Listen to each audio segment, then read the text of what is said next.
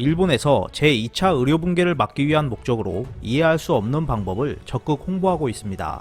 이러한 방법에 일본 네티즌들도 다양한 반응을 보였는데요. 어떤 내용인지 알아보았습니다.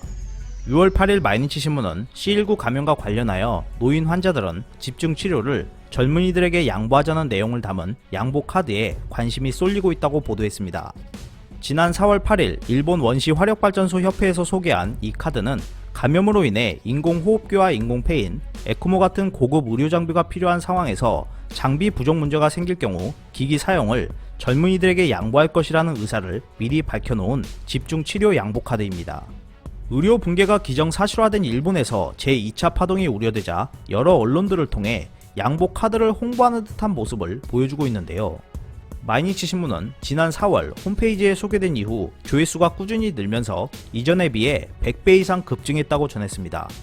양보 카드를 제작한 이시쿠라 교수는 의사들이 에크모 등의 의료 장비가 부족하다는 이유로 누구를 먼저 치료할지 판단하도록 하는 것은 너무 가혹한 일이라며 노인들이 미리 양보 의사를 밝혀놓으면 위급한 상황에서 의료진이 쉽게 판단할 수 있다고 설명했습니다.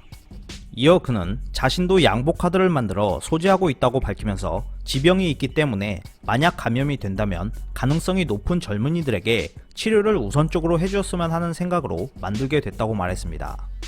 이러한 내용이 언론을 통해 확산되자 일본 네티즌들도 다양한 반응을 보였습니다. 찬성한다. 병원 침대가 비어있지 않은 가운데 젊은 사람들을 밀쳐내고 고령자가 고급 의료에 매달리는 것은 폐를 끼치는 행동일 수 있다. 마이니치 신문까지 이런 것을 긍정적으로 기사화해버리는 것을 보면 일본은 거의 끝났다고 느낀다. 생명선별, 제대로 된 지성이 있다면 즉각 부인해야 한다. 기증자 등록이라 뭔가 간신히 하는 것 같은데 시도치고는 새롭다.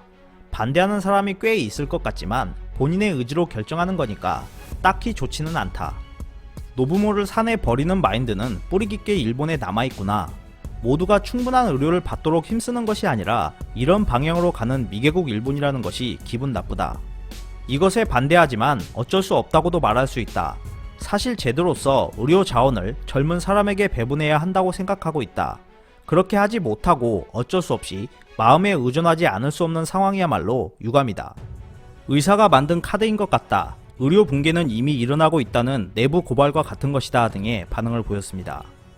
마지막으로 이시쿠라 교수는 고령자가 버림받는다라는 비판이 있는 것을 알고 있지만 만일의 경우 최악의 상황에서 어떻게 해야 할지 미루지 말고 판단하는 계기가 되었으면 좋겠다라고 고수했습니다.